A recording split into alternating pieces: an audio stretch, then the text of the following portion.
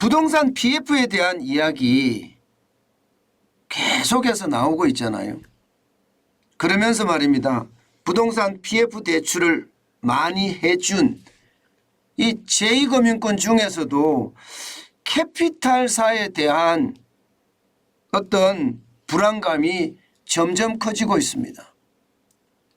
시장에서는요, 6월이 고비다 이런 얘기가 나옵니다. 왜 6월이 고비냐? 기본적으로 말입니다.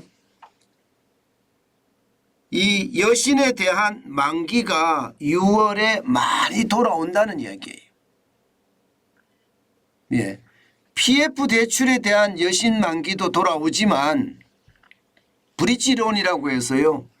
PF 대출에 앞서서 토지나 땅을 구입하기 위해서 빌린 돈, 이게 브릿지론이거든요. 이 브릿지론에 대한 어떤 만기도 6월에 굉장히 많이 돌아온다. 이거 극복하지 못하면 캐피탈사들은 위험에 빠질 수도 있다. 이게 시장의 대체적인 전망입니다. 왜 이런 이야기가 나오느냐? 일단 이 지표를 먼저 한번 보시죠. 전년 대비 2022년입니다. 고정이하 여신 잔액 증가율입니다. 고정이하 여신이라는 것은 결국 말입니다. 부실 채권이라는 뜻이에요. 3개월 이상 연체된 것을 말하는데 부실 채권일 확률이 굉장히 높죠. 바로 이 고정이하 여신 잔액 증가율이 여러분 23.6%입니다. 전년 대비해서 23.6%가 높아졌다는 뜻이에요. 엄청나죠. 실제입니다. 이게 제가 만들어낸 게 아니고요. 실제예요. 이 금융감독원에서 발표한 숫자거든요. 실제로 한번 보면 말입니다. 2021년에 51개 할부금융 리스사의 고정이하 여신 잔액을 보면 말입니다. 2조 2,661억 원이었습니다. 그러니까 3개월 이상 연체된 게 2021년에는 2조 2,661억 원이었다는 뜻이에요. 작년에는요. 확 늘었습니다. 2조 8,009억 원까지 늘었습니다. 증가율이 23.6%예요. 금액만 하더라도 여러분 이게 534억이 되어 있는데 이게 534억은 틀렸고요. 이게 아마 지금 계산을 해보면 5,340억 정도 되지 않을까 저는 그렇게 예상합니다. 중요한 것은 여러분 고정이하 여신 잔액이 굉장히 빠르게 늘었다는 사실입니다. 저는 이것을 보면서요. 이거 잘못하면 활부금융을 하는 캐피탈사, 리스를 하는 캐피탈사 이게 줄줄이 망할 수도 있겠구나. 그렇게 예상할 수 있는 지표입니다. 굉장히 많이 늘어났잖아. 23.36%가 늘어났으니까요. 실제 캐피탈사별로 보면 말입니다. 와, 이거 충격적입니다. 여러분 이거 한번 보세요. 이 캐피탈사별로 본 거예요. 보시는 것처럼 한국투자캐피탈이죠. 여기는 고정이하 여신 비율이 2021년 말에 2억 원이었습니다. 그런데 2022년 말 1,151억 원입니다. 증가율이 이거는 제가 증가율이라고 말하기가 진짜 무서울 정도의 증가율입니다. 62,628%입니다. 62,628%. 물론 증가율은 어마어마한데 금액은 1,154억 원이니까 크지 않다. 이렇게도 이야기할 수 있습니다. 한국투자니까 한국투자캐피탈이니까 이 정도는 충분히 막을 수 있다. 이렇게 예상을 하지만 증가율이 폭증했다는 사실이 저는 거기에 방점을 두고 싶습니다. 신한캐피탈도 마찬가지입니다. 2021년에는 315억이었던 것이 2022년에는 746억 원이잖아요. 137%가 늘어난 숫자고요. 하나캐피탈도 마찬가지입니다.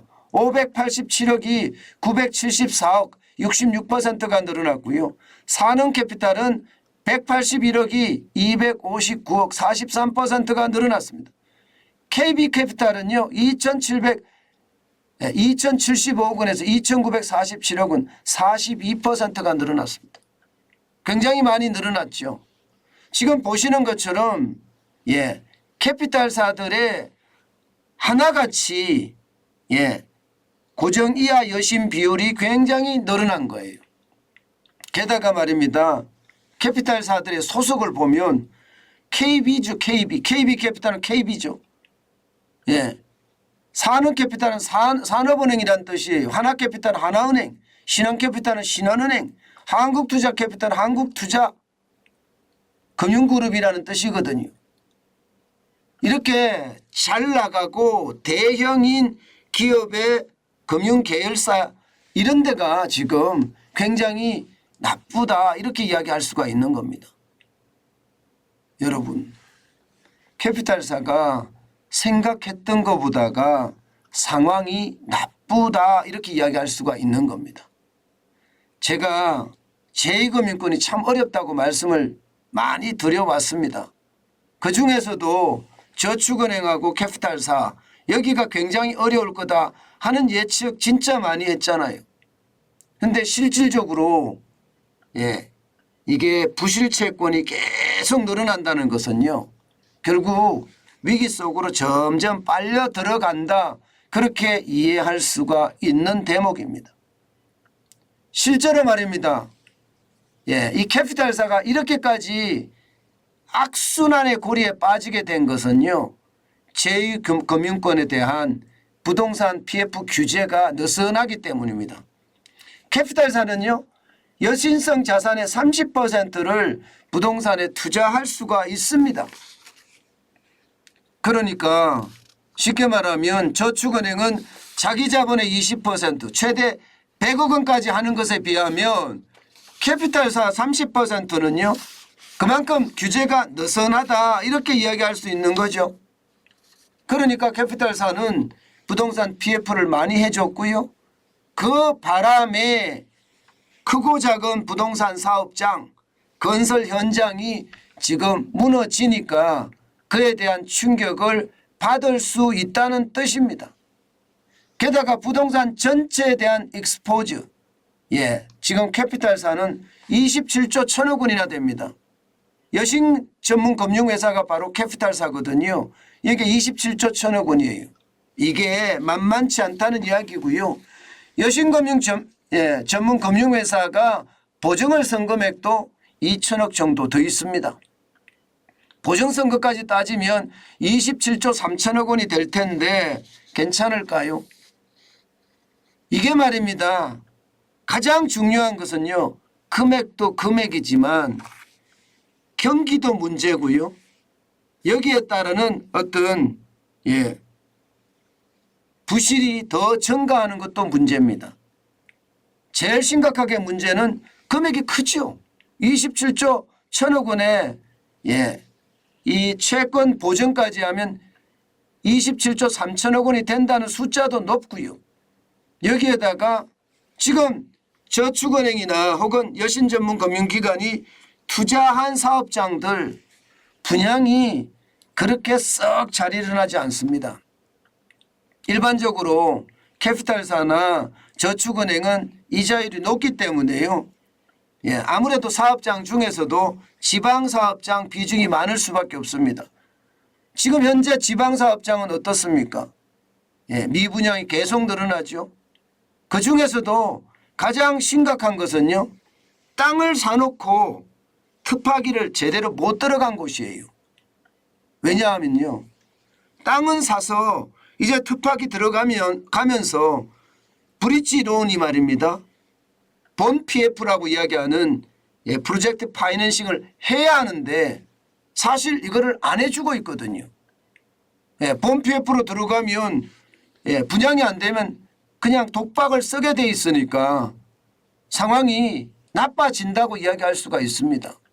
그러니 캐피탈사들은 돈 갚아라. 이렇게 되니까 지금 건설 현장에서는 어떻게 하든 막아보자. 단기 자금으로 계속 막아가고 있거든요. 본 PF가 이루어지면 이제 어떻게 하겠다 생각을 하는데 사실 땅 사면서 브릿지론을 받았다는 것은 여러분도 알다시피 그 돈으로 부동산 프로젝트를 추진하는 데 돈을 씁니다. 대출 받아서 땅만 사는 게 아니라 그 돈으로 비용도 쓴다는 이야기예요. 그런데 이게 본 PF가 일어나면 이제 그 비용이나 이게 분양하고에 관련이 돼 있는 문제로 넘어갈 수 있는데 그 단계로 넘어가지도 못하고 땅을 사서 터파기도 제대로 못하는 상태에서 지금 고난을 겪고 있다 이렇게 이야기할 수 있습니다. 만약에 여기에 이제 대출 만기 연장에 대한 어떤 상황까지 6월 말에 몰리게 되면 6월 달에 가장 많이 몰린다고 지금 이야기를 하는데요. 전체 PF 대출 중에 30%가 6월에 브릿지론이라고 하는데 30% 가까이가 6월이 만기라고 이야기합니다. 6월이. 그러면 30%만 잡는다고 하더라도요. 27조 천억 원에서는 굉장히 많은 숫자입니다. 이것이 결국은 시장에 굉장히 위험한 시한폭탄은 되지 않을까 하는 그런 두려움이 시장에도 있는 겁니다. 여러분, 지금 상황을 보면요. 제2금융권은 시시각각 살얼음판이다 이렇게 이야기할 수가 있습니다. 뭐 가짜 뉴스가 나와서 시장을 흔들기도 하지만 더 중요한 것은요. 진짜도 진짜 뉴스도 상황 자체가 심각하다는 뜻이에요. 이게 자칫 잘못하면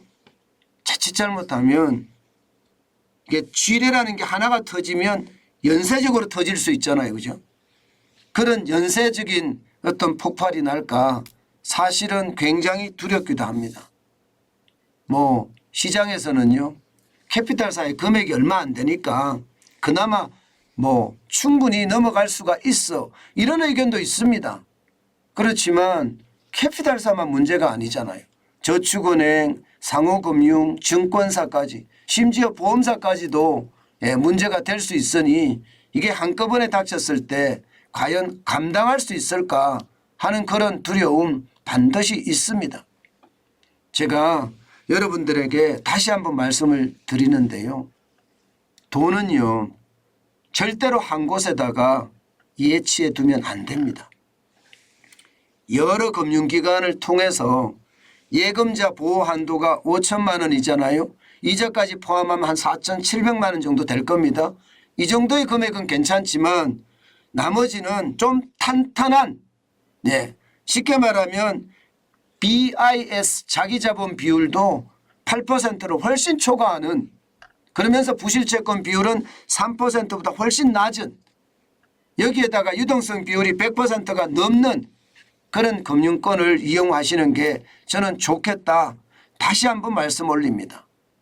이게 정부가 뭐 가짜뉴스로 많은 사람들이 위기를 선동한다 이야기를 하는데 저는 물론 가짜뉴스가 위기를 선동할 수도 있다고 생각은 해요. 그러나 현실을 말입니다. 있는 그대로 전하지 않는 것도 이거는 잘못된 거예요. 가짜뉴스라는 이야기 때문에 겁나서 못하겠어. 이거는 아니잖아요. 실제 현장에서 일어나고 있는 것을 보면 상황은 좀 나쁘다 이렇게 얘기할 수 있습니다. 여러분 제발 한 곳에 예치하지 말고 분산 예치하는 거 잊지 마시고요. 그것만이 내 자산을 잃지 않는 최선의 비결입니다.